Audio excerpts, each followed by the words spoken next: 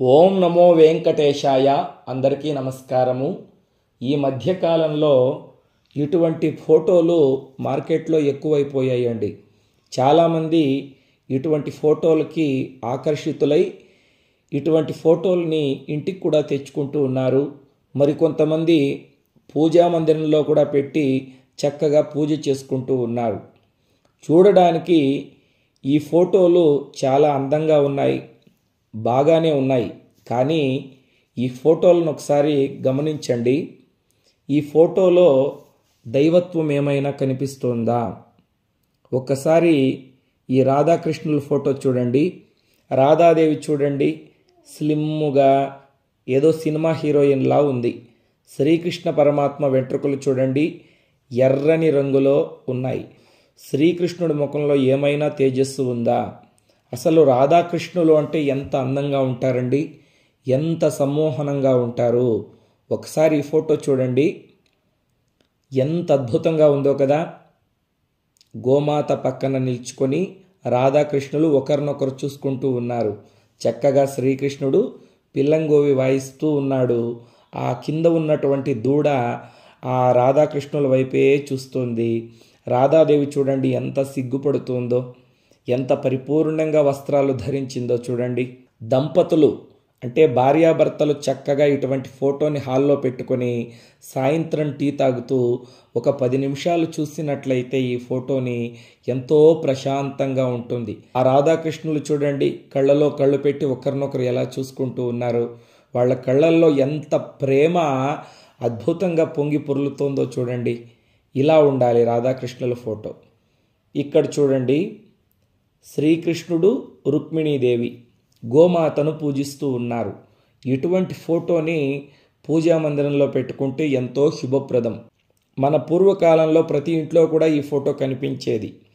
ఒక్కసారి ఈ ఫోటోని గమనించండి. పిల్లలు అమ్మ, శ్రీకృష్ణుడు రుక్మిణీదేవి దేవతలు కదా, వాళ్ళు ఎందుకు గోమాతకు పూజ చేస్తూ ఉన్నారు?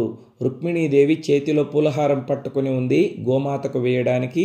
శ్రీకృష్ణ పరమాత్మ ఆ పూజా వస్తువులన్నీ కూడా చక్కగా ఒక పళ్ళెంలో పెట్టుకొని ఉన్నాడు. ఎందుకు అంటే, నాన్న శ్రీకృష్ణ పరమాత్మ కూడా గోమాతను పూజించాడు. గోమాత శరీరంలో సకల దేవతలు ఉంటారు నాన్న అని మన పిల్లలకు మనం చిన్నప్పటి నుండి నేర్పించామనుకోండి, దారిలో ఎక్కడైనా ఒక గోమాత కనిపిస్తే చక్కగా మన పిల్లలు దండం పెట్టుకుంటారు. కాస్త గడ్డి తీసుకొని వెళ్ళి ఆ గోమాతకు వేస్తారు. గోమాత మన ఇంటి ముందరకు వస్తే బకెట్లో నీళ్లు పెడతారు, గోవులను పూజిస్తారు. తద్వారా సకల దేవతల అనుగ్రహము మన పిల్లలకు కలుగుతుంది. కాబట్టి ఇటువంటి చిత్రపటాలని మనం ఇంట్లో పెట్టుకోవాలి. ఇక్కడ చూడండి, ఈ మధ్యకాలంలో ఎక్కువగా ఇటువంటి లక్ష్మీదేవి ఫోటోల్ని అమ్ముతూ ఉన్నారు. చూడడానికి చాలా అద్భుతంగా ఉందని ఇటువంటి ఫోటోల్ని కొనుక్కొని వస్తూ ఉన్నారు, ఇళ్లలో పెట్టుకుంటూ ఉన్నారు. అసలు లక్ష్మీదేవికి 4 చేతులు ఉంటాయి. ఈ ఫోటోలో లక్ష్మీదేవికి 2 చేతులు మాత్రమే ఉన్నాయి. స్లిమ్గా నడుము, అదేవిధంగా ఏదో బ్యూటీ పార్లర్లో కట్ చేసినటువంటి వెంట్రుకలు. ఒక సినిమా హీరోయిన్లా ఉంది కానీ అసలైన లక్ష్మీదేవిలా ఉందా? ఒకసారి చూడండి.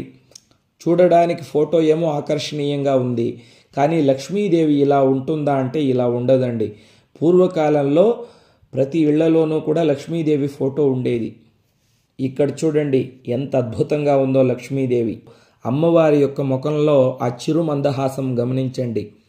2 చేతుల్లోనూ చక్కగా తామర పుష్పాలని పట్టుకొని అమ్మవారు అభయహస్తంతో మనల్ని దీవిస్తోంది. చక్కగా పద్మాసనంలో కూర్చొని ఉంది. చూసిన తక్షణమే మనం దండం పెట్టాలనిపిస్తుంది. సాక్షాత్తు లక్ష్మీదేవి ఇలాగే ఉంటుందేమో అనిపించేలా ఉంది కదండి. ఇటువంటి ఫోటోలను మనం ఇళ్లలో పెట్టుకోవాలి, పూజించాలి. అదేవిధంగా సరస్వతీదేవిని గమనించండి.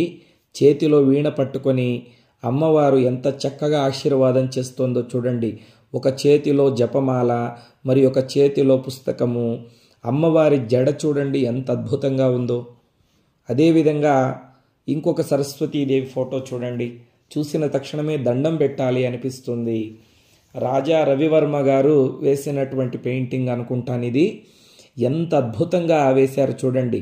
ఆ కాలంలో వాళ్ళందరూ కూడా ఉపాసన చేసి వేసినటువంటి ఫోటోలు ఇవన్నీ కూడా. అదేవిధంగా మహాగణపతి ఎంత అద్భుతంగా ఉన్నాడు చూడండి. చూసిన తక్షణమే దండం పెట్టాలి అనిపిస్తుంది. ఈ ఫోటోను చూసిన తక్షణమే స్వామివారికి పూజ చేయాలనిపిస్తుంది.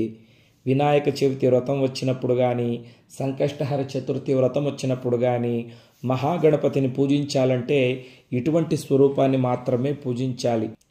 ఈ కాలంలో వస్తున్నటువంటి మహాగణపతి ఫోటోల్ని గనక గమనించినట్లయితే మహాగణపతికి బొజ్జ ఉండదు, 6 ప్యాక్ బాడీతో స్లిమ్గా ఉంటాడు మహాగణపతి.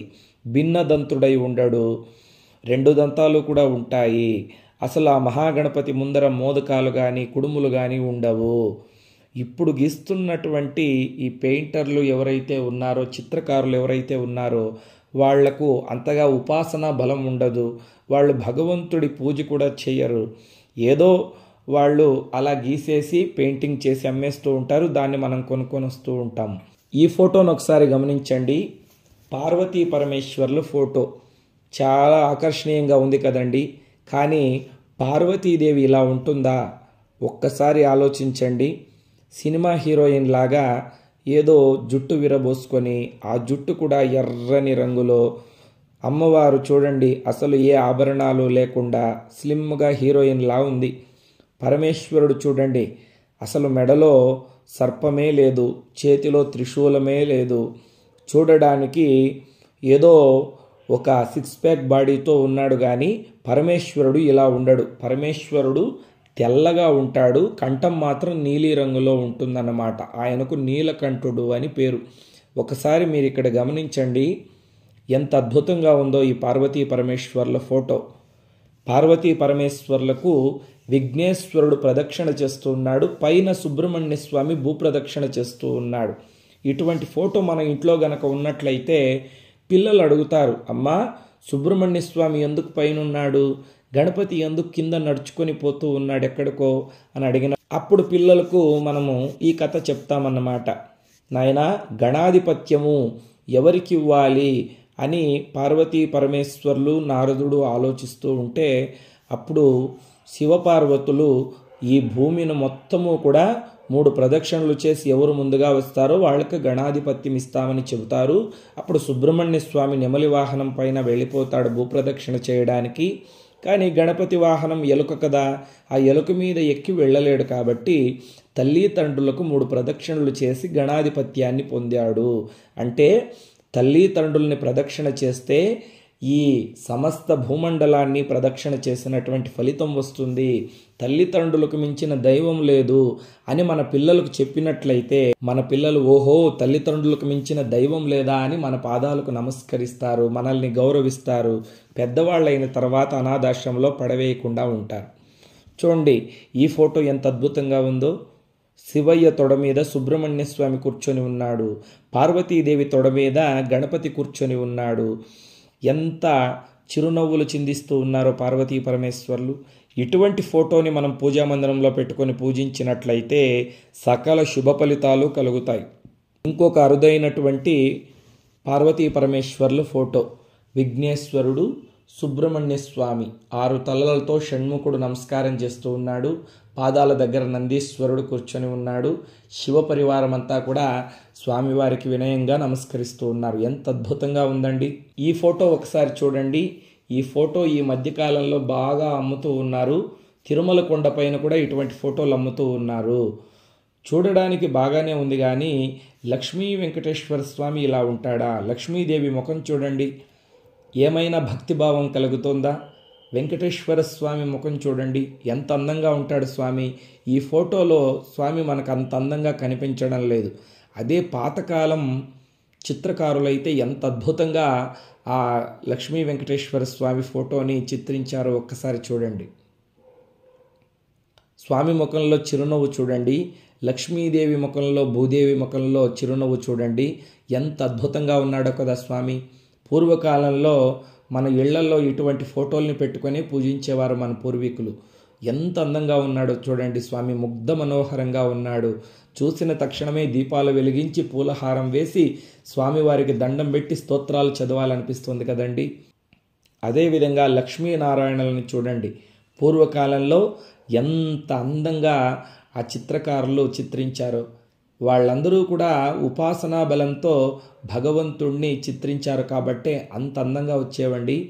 అదేవిధంగా రామ పరివారం చూడండి, ఎంత అద్భుతంగా ఉన్నాడో కదా శ్రీరామచంద్రమూర్తి. తొడ మీద సీతాదేవి చూడండి, సాక్షాత్తు లక్ష్మీదేవిలా ఉంది. భరత శత్రుఘ్నులు వింజామర్లు తీసుకొని గాలి విసురుతూ ఉన్నారు. చక్కగా ఆంజనేయ స్వామి చూడండి పాదాలొత్తుతూ ఉన్నాడు. ఋషులు సామంతరాజులందరూ కూడా శ్రీరామచంద్రమూర్తికి నమస్కారం చేస్తూ ఉన్నారు. అదేవిధంగా ఈ ఫోటో చూడండి, ఎంత అద్భుతంగా ఉందో సీతారాముల ఫోటో. ఇక ఇది విష్ణు పరివారం. వైకుంఠంలో స్వామి శేషపాన్పు మీద ఎంతో సంతోషంగా పవళించి ఉన్నాడు. తుంబురుడు నారదుడు చక్కగా పాటలు పాడుతూ ఉన్నారు. పాదాల దగ్గర గరుత్మంతుడు ఆంజనేయ స్వామిని స్తుతిస్తూ ఉన్నారు. వెనక భాగంలో గణపతి, అదేవిధంగా పరమేశ్వరుడు, దేవేంద్రుడు, బ్రహ్మదేవుడు వీళ్ళందరూ కూడా స్వామివారి యొక్క చెంత నిల్చుకొని ఉన్నారు. ఎంత అద్భుతంగా ఉందో కదా. ఇటువంటి ఫోటోలను మనం ఇళ్లలో ఉంచుకోవాలి. అప్పుడే భగవంతుడి యొక్క పరిపూర్ణమైన అనుగ్రహం మనకు కలుగుతుంది. ఇక్కడ చూడండి లలితా పరమేశ్వరి అమ్మవారు ఎంత అద్భుతంగా ఉందో చూడండి. ఒక పక్క సరస్వతీదేవి, మరి ఒక పక్క లక్ష్మీదేవి, మధ్యలో లలితా పరాభట్టారిక. ఇచ్ఛాశక్తి, క్రియాశక్తి, జ్ఞానశక్తులకు ప్రతిరూపాలైన ముగ్గురు అమ్మలు ఎంత రమణీయంగా ఎంత అందంగా ఉన్నారో కదా. ఇటువంటి ఫోటోని గనక మనం పూజ గదిలో ఉంచుకొని పూజ చేసినట్లయితే సరస్వతి అనుగ్రహము, లక్ష్మీ అనుగ్రహము, ఆ లలితా పరమేశ్వరి అనుగ్రహము మనకు మన కుటుంబ సభ్యులకు ఎల్లవేళలా ఉంటుంది. కంప్యూటర్తో డిజైన్ చేసినటువంటి ఫోటోలు, గ్రాఫిక్స్తో చేసినటువంటి ఫోటోలు, స్లిమ్గా 6 ప్యాక్స్తో ఉన్నటువంటి దేవుళ్ళ ఫోటోలను అస్సలు ఇళ్లలో పెట్టుకొని పూజించకూడదు. ఉగ్రంగా ఉన్నటువంటి తీవ్ర దేవతల ఫోటోల్ని ఎప్పుడూ మనం పెట్టుకొని ఇళ్లలో పూజించకూడదు. ఎప్పుడూ శివ పరివారము, విష్ణు పరివారము, అదేవిధంగా సీతారాముల యొక్క పరివారము, గృహస్థులు ఇటువంటి ఫోటోల్ని మాత్రమే పెట్టుకొని పూజించినట్లయితే భగవంతుడి యొక్క పరిపూర్ణమైన అనుగ్రహం మనకు కలుగుతుంది. మీ అందరికీ చక్కగా అర్థమైందనే భావిస్తూ ఉన్నాను. లోకా సమస్తా సుఖినో భవంతు. స్వస్తి.